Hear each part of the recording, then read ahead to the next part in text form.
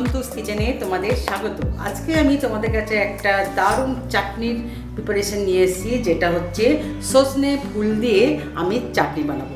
সজনে ফুল দেখো বাজারে এই সময় কিনতে পাওয়া যায়, যখন ঠান্ডা চলে যায় পক্সের জন্য অনেকেই সজনে ফুল আমরা খেয়ে থাকি। সেই সজনে ফুল বাজার থেকে নিয়ে ভালো করে ছাড়িয়ে ধুয়ে পরিষ্কার করে নিয়ে দেখো এরকম সজনে ফুল দেখতে হয়। তো সেটাকেই আমি এখানে একটু হলুদ আর নুন দিয়ে জলে একটু ভাপিয়ে নিয়েছিলাম, সেটা দিয়ে আমি বানাবো চাটনি, টক ঝাল মিষ্টি একটা চাটনি বানাবো। প্রথমে দেখো কড়াই আমি বসিয়ে দিয়েছি।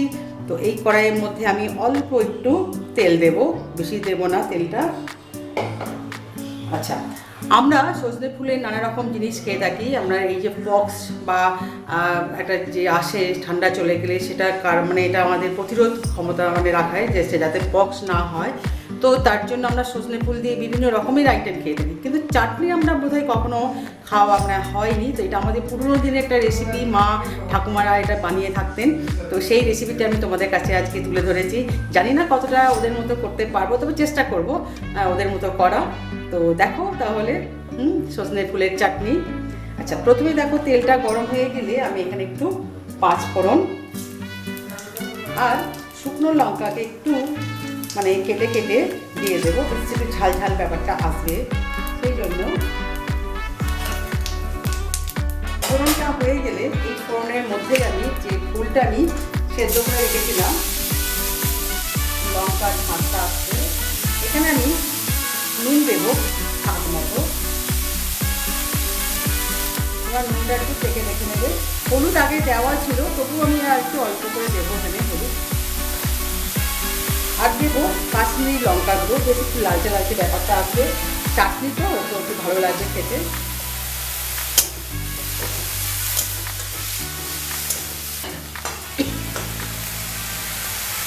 এবার আমি একটু জল অ্যাড করব।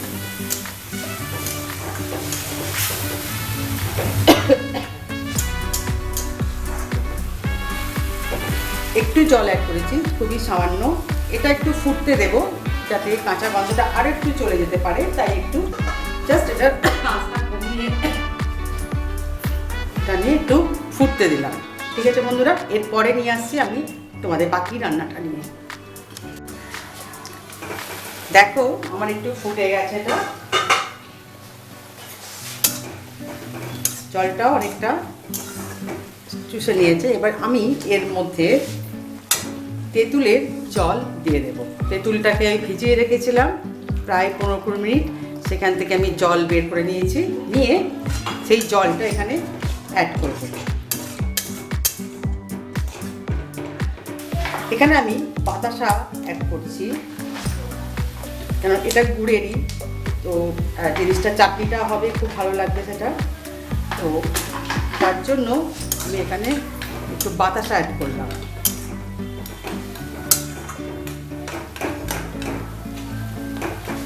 এর সাথে একটা কালারটাও খুব সুন্দর আসে এবং টেস্ট হয় খুব ভালো।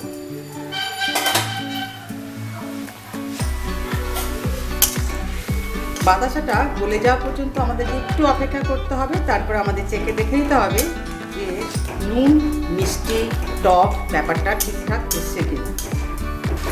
এটা ফুটে গেলে আর একটু ঘনত্ব এসে যাবে, তারপরেই আমাদের এটা হয়ে যাবে সজনে ফুলের চাটনি। একটা জিনিসই খালি বাকি আছে দিতে, সেটা তোমাদের সামনে দিয়ে দেবো, আর তৈরি হয়ে যাবে সজনে ফুলের চাটনি। একটা নতুন ডিশ, সবাই কিন্তু এটা খাওনি, তো করে দেখো, একটু চেষ্টা করো করে একটু খেয়ে দেখতে। আমাকে ছোট্ট করে লাইক আর কমেন্ট দিয়ে জানিও কেমন লাগলো তোমাদের, আর সবার সাথে শেয়ারও করো। আর যারা এখনও পর্যন্ত আমার চ্যানেলটি সাবস্ক্রাইব করতে পারোনি, প্লিজ চ্যানেলটি সাবস্ক্রাইব করো, পাশে বেল আইকনটা আছে অবশ্যই ক্লিক করতে ভুলো না, তাহলে এরকম সুন্দর সুন্দর রেসিপি সবার আগে তোমাদের সামনে পৌঁছে যাবে।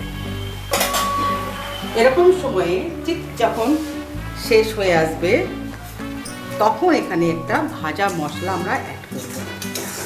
সেই ভাজা মশলাটা হচ্ছে শুকনো তাওয়ার মধ্যে শুকনো লঙ্কা, জিরে আর ধনেকে একসাথে একটু ভেজে নিয়ে সেটা গুঁড়ো করে নিয়েছিলাম, সেই ভাজা মশলাটা আমি এখানে অ্যাড করব। তবে এখন না, আমি এটা গ্যাসটা বন্ধ করে দিয়ে তারপর, তাহলে এর ফ্লেভারটাও খুব সুন্দর থাকবে। আর আচ্ছা দেখো আমার জিনিসটা অনেকটা হয়ে গেছে।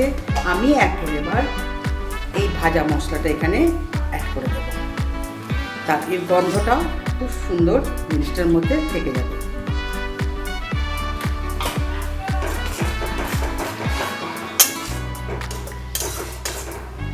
এটাকে আমি একটু চাপা দিয়ে দেবো যাতে গন্ধটা এর মধ্যে মিশে। ঠিক আছে বন্ধুরা, তো আজকের মতো বিদায় নিই, আবার ফিরে আসবো যে কোনো একটা রান্না নিয়ে। টাটা।